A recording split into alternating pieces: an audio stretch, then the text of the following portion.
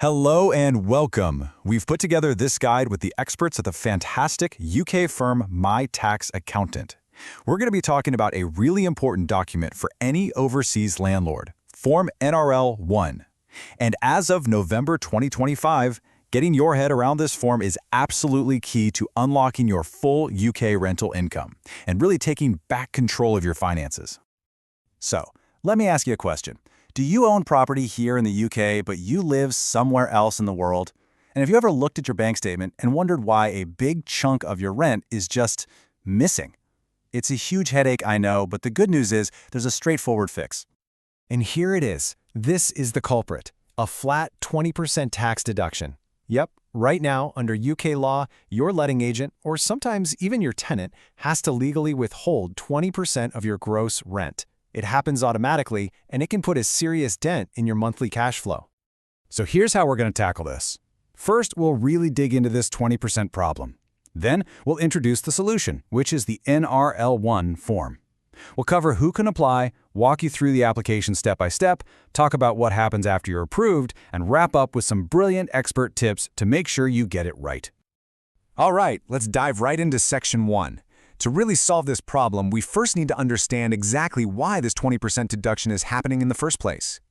The whole system is officially called the Non-Resident Landlord Scheme, or NRLS for short. And look, this isn't your letting agent being difficult or taking a cut. This is a legal requirement straight from HMRC, the UK's tax authority. It's their way of making sure that tax gets collected from landlords who live outside the country. Let's look at what that means in pounds and pence. Say your property brings in a nice round £2,000 a month. Well, with that 20% deduction, you're only actually seeing £1,600 hit your account. That's £400 that's gone. Over a whole year, that's almost £5,000 of your money sitting with the tax office instead of with you. And here's the really frustrating part. That 20% is just a blunt instrument. It doesn't take into account any of your real expenses, things like agent fees, repairs, or mortgage interest. It also completely ignores your UK personal allowance, which for the 2025-26 tax year is $12,570 you can earn tax-free. It often means you end up overpaying your tax significantly. Okay, enough about the problem. Now let's look at the next step, which is the solution. And trust me, it's a good one. This is all about how you take back control. And this is it. Meet Form NRL1. Think of this as your official request to HMRC. You're basically asking for permission for your letting agent to pay you your rent in full, that is, gross, without taking any tax off first. The result? Your cash flow is fixed, just like that. What this really does is change the whole game. It shifts you from being a passive person having tax taken from you to being a proactive person who manages their own tax. You get 100% of your rent, and then, once a year, you sort out your tax bill through a self-assessment tax return. It really does put you in the driver's seat. This all sounds great, right? But the big question is, who can actually apply? Let's move on to the criteria. Stay with me here, because understanding these rules is absolutely vital before you even start filling out the form. So, in the eyes of HMRC, what makes you a non-resident landlord? Well, the main rule is that you spend 183 days, or about 6 months of the year, living outside the UK. And it doesn't matter one bit if you're a UK citizen living in Spain or a Canadian citizen with a flat in London. If you live abroad and get UK rent, this is for you. And here's a quick pro tip from the experts at My Tax Accountant. The really official way HMRC figures this out is by using something called the Statutory Residence Test, or SRT. It's a bit more detailed than just counting days on a calendar. It looks at your connections or ties to the UK, like if you have family here, a home, or work. So apart from being a non-resident, there are a couple of other key conditions. HMRC needs to be confident that you're going to play by the rules. This means your UK tax affairs need to be completely up to date.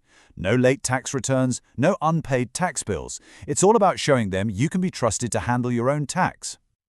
Now, here's a question that comes up all the time.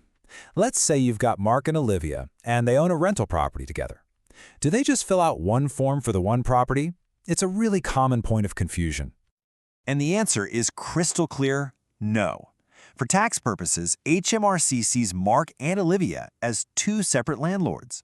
Even though it's one property, they each have their own share of the income, so they each need to manage their own tax. That means Mark fills out his own NRL1 and Olivia fills out hers. One owner, one form. Right, so you've confirmed you're eligible. Fantastic. Now, how do you actually go about applying? This next section is your practical, no-fuss guide to getting the application done. We can break the whole thing down into 4 really manageable steps. First, get your info together. Second, fill out the form. Third, pick how you're going to send it. And fourth, submit it. See? When you break it down like that, it's not so daunting at all. So what do you need to have handy? It's pretty basic stuff, really. Your personal details like your name and overseas address, your national insurance number if you have one from working in the UK before, the address of your rental property, of course, and really importantly, the name and address of your letting agent or tenant. You've got 2 main ways to submit the form. If you've ever had to deal with UK tax online before, you probably have a government gateway ID and you can apply online in a flash. If not, don't worry. The other option is to fill out the form online, print it out, sign it, and pop it in the post. Here's another little pro tip that'll save you a lot of stress.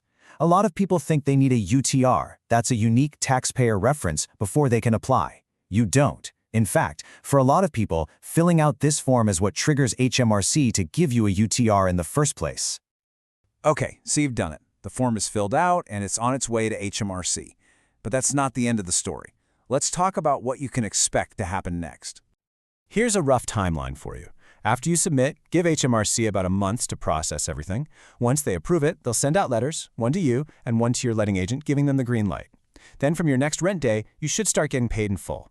But notice that last step, you still have to file a tax return. Okay, please listen carefully to this part because it is the single most important thing to remember. Getting NRL1 approval is not, and I'll say it again, it is not an exemption from paying UK tax. All it does is change how and when you pay it. The responsibility now shifts over to you. You are now required to file a self-assessment tax return every single year. For the 2025-26 tax year, the deadline to do that online is January 31st, 2027. On that return, you declare all your rental income, but you also get to subtract all your legitimate expenses. You then just pay the tax on the profit that's left over. That's not all. Here's where most people go wrong. To make sure your application sails through smoothly, let's look at a few common mistakes and some expert tips from my tax accountant on how to avoid them. All right, here are the big 4. First, applying too late. Remember, it takes about a month, so get in early. Second, incomplete information. Double, even triple check every detail before you submit. Third, completely forgetting you now have to do a tax return. Put that January 31st deadline in your calendar right now. And fourth, that classic joint ownership trap. Remember, one owner equals one form. But what if, for whatever reason, your application is refused? First of all, don't panic. HMRC will send you a letter explaining exactly why. Usually it's because of an old tax issue. You then have a 90-day window to appeal their decision in writing if you think they've got it wrong. Now, before we wrap up, a very important disclaimer. Please remember that all the information here has been for general guidance. Everyone's tax situation is unique, so this is no substitute for getting professional advice tailored to you. Before you make any decisions, you really must consult an expert. And if you'd rather have an expert handle all of this for you, from filling out the NRL1 form to doing your annual tax return, the team at My Tax Accountant are absolute specialists. You can give them a call on 020-8570-8531 or just drop them an email at info@mytaxaccountant.co.uk. For even more detail, you can read the full article on their blog at